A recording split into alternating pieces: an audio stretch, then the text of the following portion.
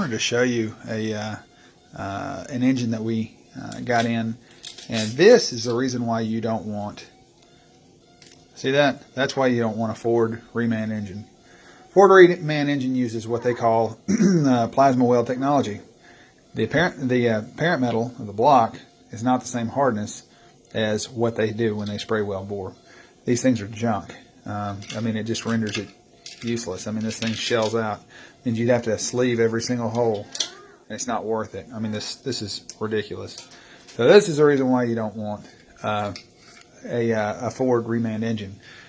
The Ford reman engines don't hold up as long as the factory, the original engines do, because it starts wearing the cylinder walls out a whole lot faster, and it shells out on every single bore. See it there? You really see it there. See it there?